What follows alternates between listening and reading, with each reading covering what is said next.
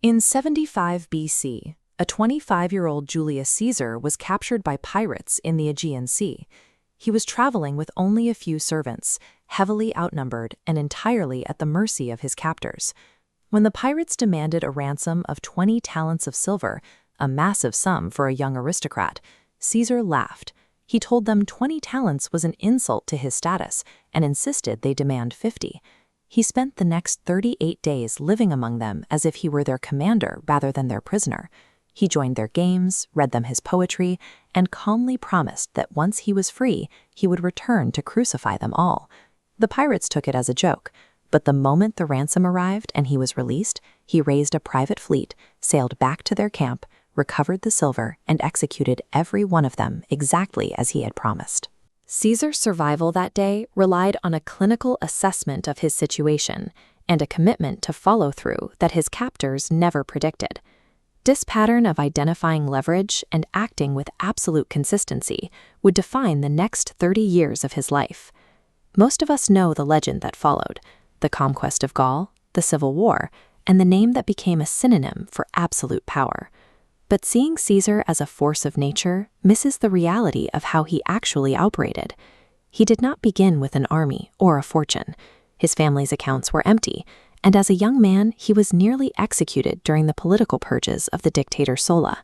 He was an outsider who had to build his power from scratch. His dominance rested on a repeating cycle of 3 habits. He read the landscape of power with unusual accuracy. He moved faster than his rivals could react, and he controlled the narrative of his actions so they felt inevitable. By studying the mechanics of these 3 stages, we can see a clear path for outmaneuvering rivals in any modern competitive environment. Caesar began by mastering auctoritas. In Rome, this referred to earned influence, the weight a person carried in a room based on past successes and social standing. It was the real currency of Roman politics. His greatest use of this intelligence was the First Triumvirate, a secret alliance he engineered in 60 BC. Caesar mapped exactly what the most powerful men in Rome were missing. The general Pompey had immense military glory, but he lacked the political machinery to reward his veterans. Crassus was the wealthiest man in the Republic, but he lacked a significant military reputation. Neither man could get what they wanted through the existing Senate rules. At the time, Caesar had neither wealth nor an army, but he understood the incentives of his rivals so well that he made himself the essential connector. He designed a structure that solved their problems while giving him the path to his first major command.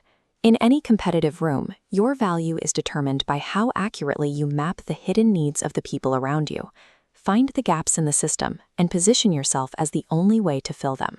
Caesar's military success relied on a similar kind of clarity. His famous crossing of the Rubicon is often remembered as a spontaneous leap into the unknown, but the reality was far more calculated. He had spent years preparing for that specific moment. When negotiations with the Senate failed, Caesar didn't hesitate. He moved so fast that his enemies, led by Pompey, were forced to flee Rome before they could even organize a defense. Modern research on expert decision-makers shows that top performers don't weigh every possible option in the heat of the moment. They rely on pattern matching, quickly identifying a workable solution based on preparation and acting immediately. Veni, vidi, vici. I came, I saw, I conquered. These 3 words reflect the same operational velocity Caesar used throughout his career to systematically overwhelm his opponents. True speed is the output of preparation. Most delays in decision-making aren't caused by a lack of information, but by emotional hesitation. Caesar's advantage was that he had already done the thinking before the window of opportunity opened. Caesar understood that authority relies on both action and perception. He never allowed other people to define the meaning of his victories. While he was fighting in Gaul, he was writing about it. He authored the Commentary, a history of the wars written in the 3rd person. By writing Caesar decided instead of I decided, he made his personal ambitions sound like a neutral, objective record of history. He had been building this narrative since the beginning of his career. As a junior magistrate, he used a public funeral for his aunt to trace his family lineage back to the goddess Venus, laying the mythological groundwork for his future authority. This culminated in 44 BC, when he became the first living Roman to place his own portrait on the currency.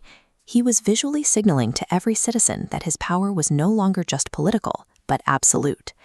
The lesson here is intention. If you do not frame the narrative of your own work, you leave it to the impressions of others. Document your wins and define your contributions before someone else does it for you. These 3 practices work in concert. A sharp read of the environment provides the confidence required to move fast, while a carefully crafted reputation ensures those victories become permanent. You can apply this by first updating your understanding of the key players in your field every week. Look past what they say and identify what their recent actions reveal about their actual priorities. Next, identify the decisions you are currently delaying. Pinpoint the exact piece of information you are waiting for, and if it's available, set a hard 48-hour deadline to act. Finally, at the end of every project, write a short account of your decisions and the results. This isn't just for others, it's to help you recognize your own patterns and refine your judgment for the next cycle. Caesar is a complex figure to admire. His ambitions sparked a civil war that fractured the Roman world, and his refusal to share power eventually led to his assassination at 55. His morality is a subject for historians, but the operational efficiency of his system is a subject for anyone who needs to lead. He proved that even with no initial leverage, a person can change the world through sheer clarity of action. Read the room with precision. Move before the moment closes. Control the story you tell. The rest is history.